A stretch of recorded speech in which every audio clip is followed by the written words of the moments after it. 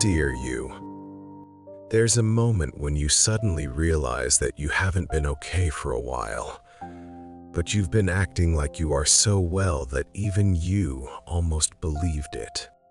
It's not triggered by a breakdown or a crisis. It's triggered by something small, a pause, a question that lands a little too close, a silence that lasts longer than expected. You don't panic. You don't cry. You just feel exposed to the truth that you've been holding yourself together quietly, consistently, without ever asking whether you were allowed to loosen your grip.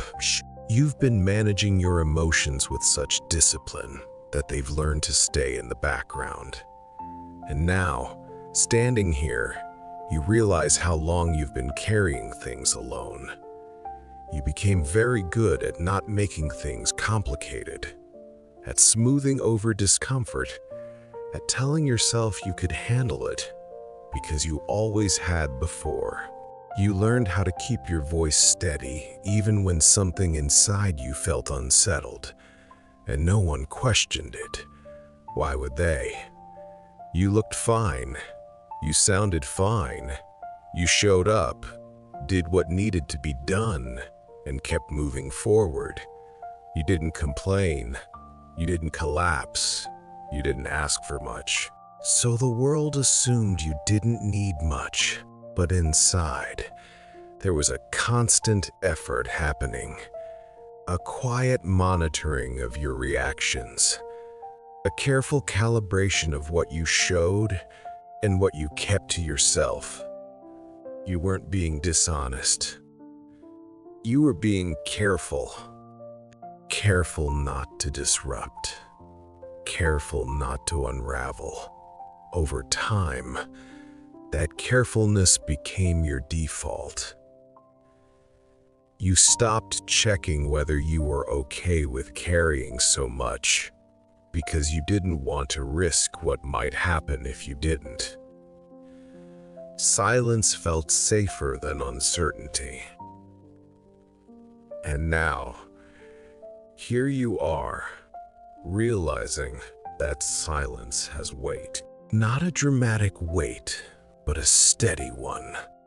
A weight that shows up as tiredness that rest doesn't fix, as a sense that you're slightly removed from your own emotions, as a quiet longing to be seen without having to explain yourself. You might feel conflicted about this realization. Part of you is proud of how much you've handled. Another part of you is deeply tired of being the one who handles everything. Both of those things can be true. If you're reading this and feeling that familiar tightness in your chest, it's because this experience is shared by many people who learned early how to stay composed. They didn't fall apart. They adapted. They stayed quiet. And over time, that quiet became their identity. You didn't lose your voice. You set it aside. This letter isn't here to force it back out. It's here to sit with you in the moment you realize how much you've been holding in. To tell you that noticing this doesn't make you weak. It means you're ready to stop pretending. You don't feel the weight. And that readiness matters. You didn't choose silence because you lacked words. You chose it because silence worked. At some point in your life, expressing too much felt risky. Maybe it led to misunderstanding. Maybe it felt like it complicated things. Maybe you learned that staying composed made situations easier to manage. So you adjusted. You learned to process internally, to make sense of things on your own, to be self-sufficient with your emotions. That skill helped you survive demanding environments and complex relationships.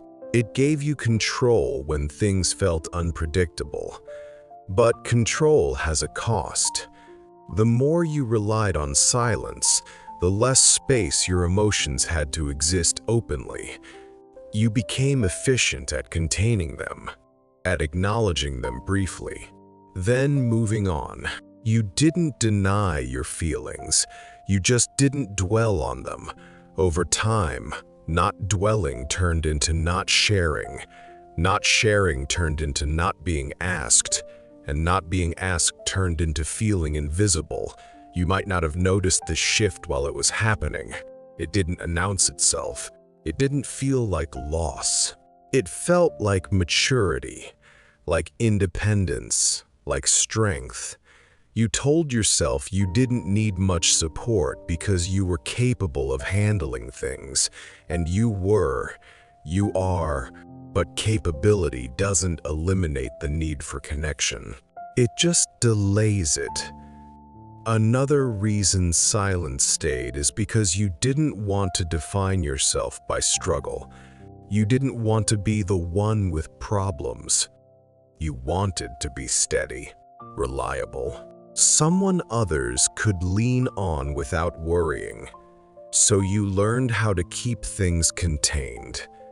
Contained emotions don't disappear. They settle. They settle into your body, into your tone, into the way you hesitate before answering certain questions, into the way you sometimes feel distant from people, even when you're physically close. You might wonder why vulnerability feels harder now than it used to. It's not because you've closed off, it's because you've practiced self-containment for a long time. And habits formed for survival don't dissolve easily. Understanding this doesn't require regret. You did what you needed to do. You found a way to exist in situations that required steadiness. But survival strategies are not meant to define your emotional future. Silence protected you once. Now it's asking to be softened, not erased, not replaced with constant expression. Just softened enough to let someone, maybe even yourself, hear what's been waiting underneath. You don't have to break your silence all at once. You don't have to suddenly become expressive or vulnerable in ways that feel unnatural. Releasing what you've been holding starts with something much smaller: permission. Permission to acknowledge that you've been carrying a lot. Permission to admit that it's heavier than you let on. Permission to stop assuming you have to handle everything alone. You can begin by being honest with yourself, by noticing when you default to silence, even though something inside you wants to be named, by allowing a feeling to exist without immediately minimizing it. This isn't about oversharing. It's about self-recognition. You are allowed to take up emotional space, even quietly, even imperfectly, even without having the right words.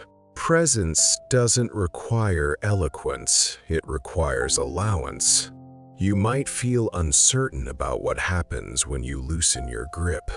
You might worry that things will spill out messily, that you'll lose control, but control isn't the same as stability. And letting yourself be heard doesn't make you fragile, it makes you real. You don't have to explain everything. You don't have to justify your feelings. You don't have to earn understanding by being articulate.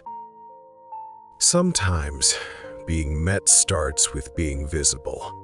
As you allow yourself more openness internally first, externally when you're ready, you may notice that the weight shifts. Not because everything is resolved, but because it's no longer isolated. Carrying things together, even symbolically, changes how heavy they feel. You're not undoing your strength by doing this. You're redistributing it. Strength that includes rest. Strength that allows softness. strength that doesn't require constant vigilance. Stay here for a moment. Let your breath settle. Let your shoulders drop slightly. You don't need to have a conversation tonight. You don't need to make any declarations. You only need to stop telling yourself that silence is the only way you're allowed to exist. You've been holding yourself together for a long time. Now you're allowed to be held too. Sincerely, you.